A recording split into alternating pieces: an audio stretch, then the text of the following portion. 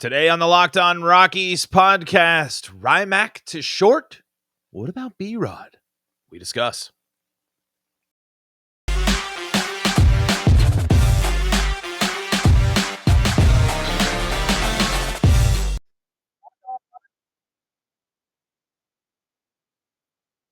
Today, the 22nd day of November. I am your host, Paul Holden, bringing you your daily Rockies talk right here on the Locked On Rockies podcast, proudly part of the Locked On Podcast Network, your team every day.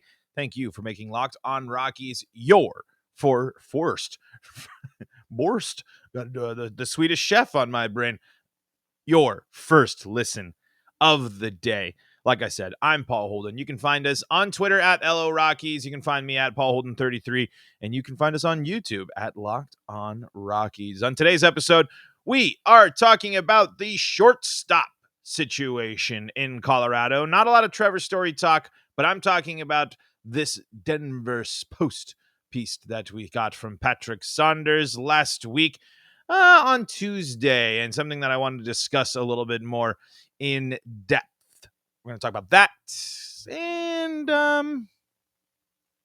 mostly that, because I kind of got a couple of things to say today on that. So we're going to say here, let's dive in. So the Rockies have a shortstop problem. As we know, Trevor Story did not take the Rockies qualifying offer. He is officially a free agent. His time in Colorado most likely done. So the Rockies have to figure out a situation in which they have a shortstop, not only a shortstop, but good shortstop. Remember, this is a Rockies team that went from Troy Tulowitzki to Trevor Story, a little bit of fill-in between, obviously. And this is a situation in which the Rockies probably are going to have to get creative, but I don't like shifting the infield. This is a situation, again, that was created by the Rockies' own fault, the own issue of this Trevor Story thing. They could have. This is a situation in which trading Trevor Story could have been a benefit, because you have to figure out who's going to play short. Because as we read from Patrick Saunders in the Denver Post, Bill Schmidt has discussed putting Ryan McMahon at shortstop. And they've also talked about Brendan Rodgers, and they also have talked about going in and out as well. But anyways, I just don't think you want to mess with how good of the defense from those two players you got in those positions. Ryan McMahon can play shortstop. That we know Ryan McMahon can basically play just about anywhere. But he was a Gold Glover at third. He should have won. Let's be honest, folks. Rockies fans now have to join in with the rest of Major League Baseball that has to go in and realizing that Gold Gloves and all that stuff are a popularity contest.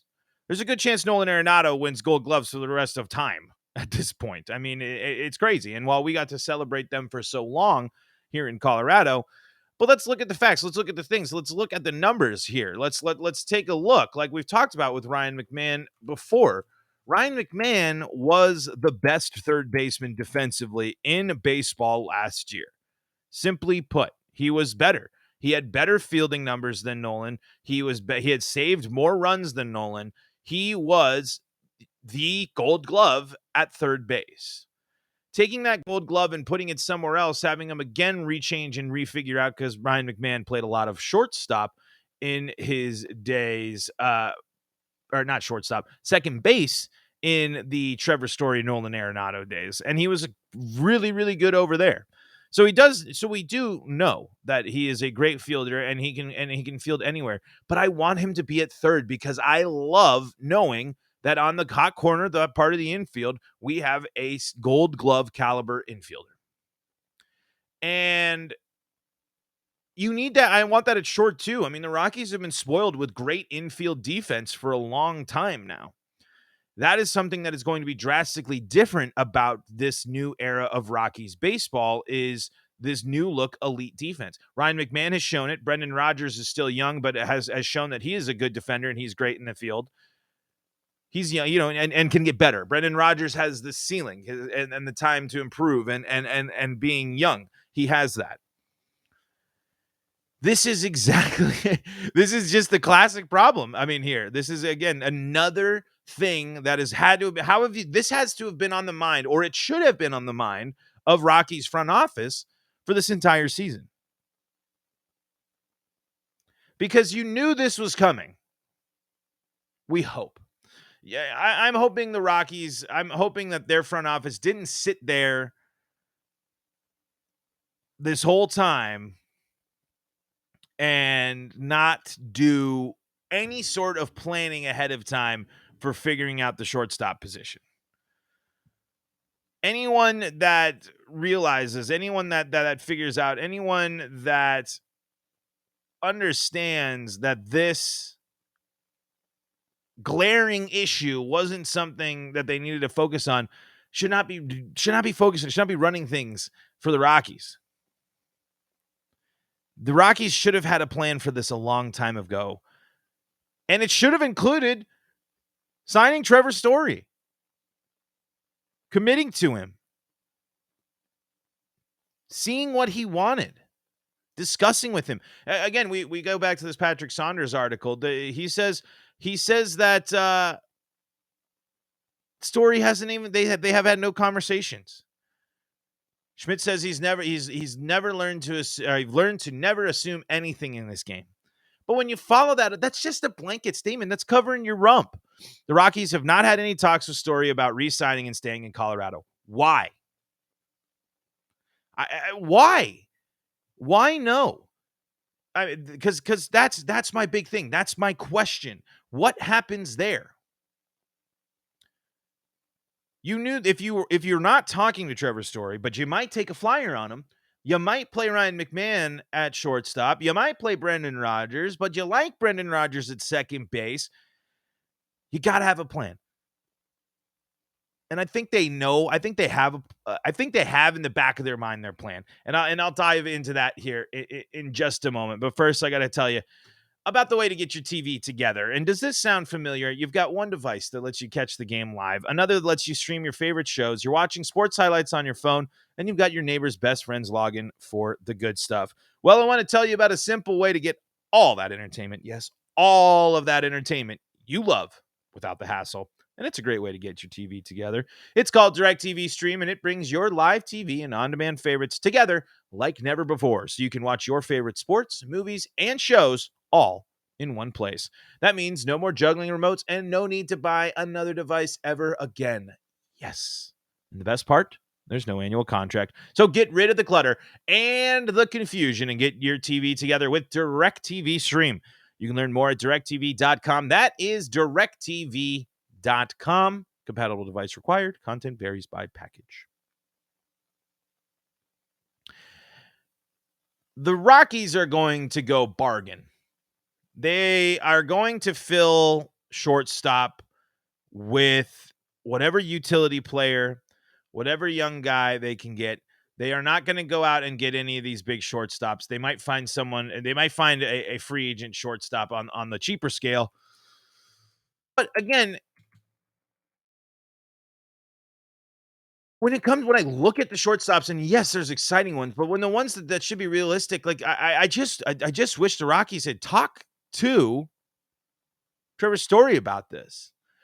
But when you look at it, the Rockies could be going, you would say a Brendan Crawford, but I believe he took the qualifying offer to stay in San Francisco. Freddie Galvis, Miguel Rojas, Marcus Semien, and Jonathan Villar. Simeon's going to get a big contract. He's going to get big money. That's for sure. I think they liked him in Toronto there. I think he's definitely not going to be someone that is going to go. He's going to go cheaper than the Correas and such, but he's going to go somewhere. And there's already other teams. The Rockies aren't even pegged to being interested in any of these teams. I want to see the Rockies interested. I want it to John Heyman, Passan, some sort of a tweet that isn't Rockies are trading away their best player. It's the Rockies are interested in going after this player. Go after, you know what? Go after Carlos Correa. Go after Corey Seager. If you're not going to rule anything out in this game, if you're not going to be surprised, then do it. Show me. But again, they have their backbone of, we're Denver. We can't attract the big name free agents. Remember, that was something that was said. So that's how we have to evaluate this free agency period. And we know they're not talking to the guy that everyone in Colorado wants them to bring back. So what do the Rockies do? What are the Rockies going to do? Who's going to play shortstop? I bet my bottom dollar it's Chris Owings. Someone like that. It's someone on a Chris Owings level. They're going to put a utility player there that can play a fine enough defense that is just going to hopefully fill in the gap until they can go younger and get their number 11 prospect up there. Because again, they can figure out shortstop, and it's not as big of a deal to add the bat to the outfield. That's really what I think is going to be the top priority. If the Rockies spend a lot of money, it's going to be on an outfield piece, maybe some bullpen pieces. I just don't think the Rockies are. I don't think the Rockies are going to go all that crazy because of Ezekiel Tovar potentially. And, who's, again, Patrick Saunders. Ezekiel Tovar is considered Colorado's shortstop of the future after playing well at Low A, Fresno, and High A Spokane in 2021 and flashing his talents in the Arizona Fall League. Tovar, 20, is ranked as Colorado's number 11 prospect by MLB Pipeline, but he's likely 2 years away from making his big league debut. So what do you do? You got 2 years until what you believe is the future of the position coming up. Are you really going to go out and spend big on a shortstop right now when you're already potentially shopping around and trying to move around your pieces? Here's the deal. If Ryan McMahon ends up playing shortstop, that's not going to be a bad thing. Ryan McMahon is an elite defender. You are a Gold Glove finalist because you are an elite defender. Ryan McMahon has been a very, very good defender. He has, especially with the fact that he played, let's look. He started 44 games at second base, 95 games at third base. He can play shortstop.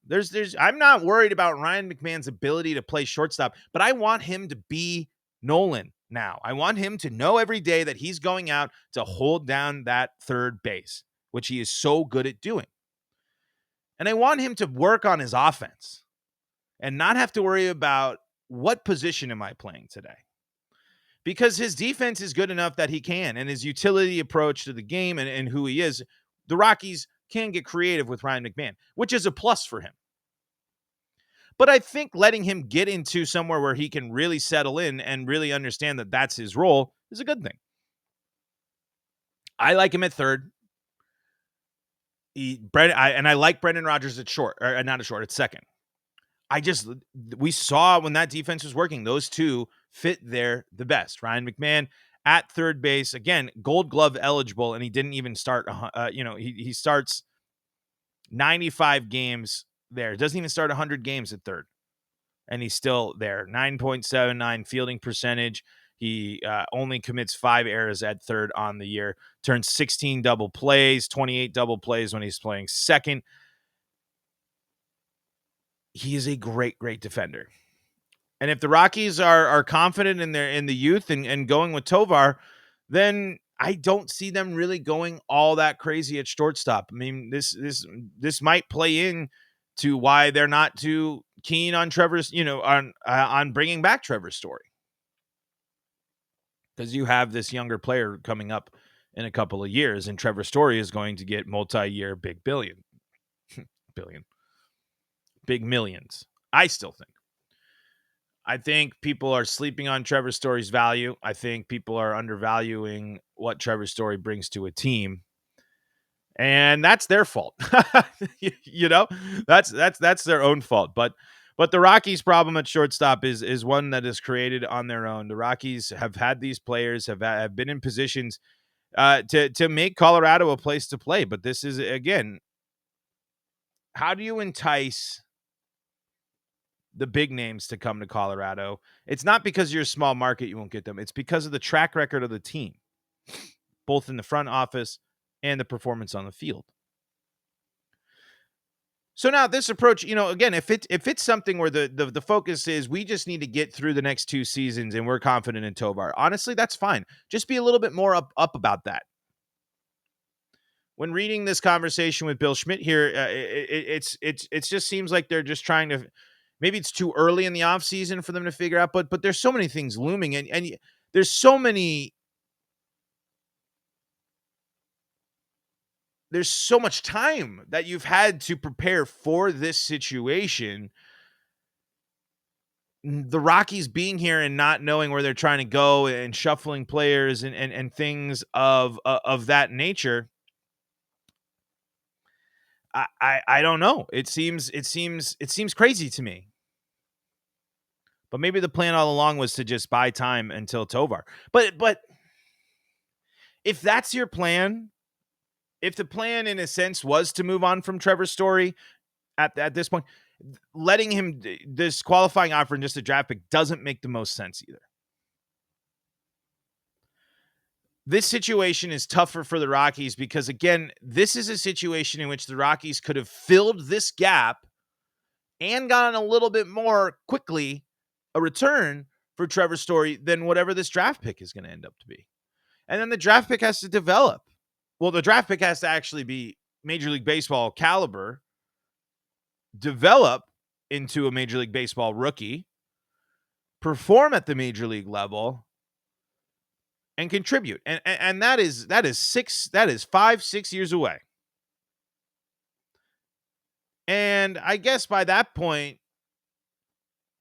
Tovar's a couple years into the year or the season, and you got whatever the next piece is, but you could have traded for a shortstop to play shortstop to be there and then you don't have to worry about this. Then your focus in the offseason is just getting your outfield in order, getting your bullpen in order, and the infield's going to be fine because it's anchored by McMahon and Rogers at third and second. You want your shortstop to, again, I am not looking for Carlos Correa or Trevor Story to replace Trevor Story at shortstop. As much as I want Trevor Story back or a Trevor Story level player back, I'm being realistic. If the Rockies can get a productive, that is the key word. The Rockies have to be productive at shortstop because, that's what the Rockies do. Productivity from the infield in terms of offense and defense is very important. And it's something that's been woven into recent tradition. And me as a fan, I do not want to see the infield step back.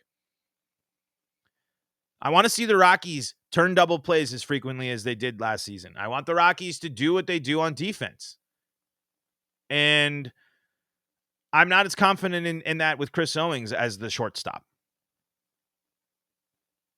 I'd like the Rockies to go out and at least give someone whose role it is to play shortstop, give them a 2-year deal, and we'll see what happens with Tovar. But if you ask me, Ryan McMahon, please stay at third, and Brendan Rodgers, please stay at second. Those would be my takes. Let's dive into some housekeeping, general stuff here. But first, got to tell you about Built Bar. I love Thanksgiving. All the good food and treats, plenty of them. But maybe you want a yummy dessert that isn't so full of calories and sugar. It's the perfect time for Built Bars. Feast on something delicious and feel good about it. See, for me, folks, the sugar. Sugar is the big, big thing for me. I love sugar. I have got a huge sweet tooth. Always looking for something sweet. Honestly, if it's got chocolate, I like it. I said that kind of weird, but I've said that a bunch of times. My favorite flavor of Built Bar, the chocolate ones. But here's the deal, folks. 4 grams of sugar, plenty of protein, only 130 calories in Built Bars. Low calorie, low carb, low fat, high protein. And guess what? For the chocoholics just like me, covered in 100% real chocolate. Built is a great option for when you're hungry. If Thanksgiving isn't coming soon enough, go for a Built Bar or two. There is nothing like a Built Bar Black Friday. Mark your calendar. Black Friday will be a huge event with all sorts of surprises. And I got a deal for you. Black Friday deal all the time, honestly. Go to Built.com and you can use promo code LOCKED15 and you'll get 15% off your order. That is promo code LOCKED15 and you'll get 15% off your order. Use promo code LOCKED15 for 15% off at Built.com.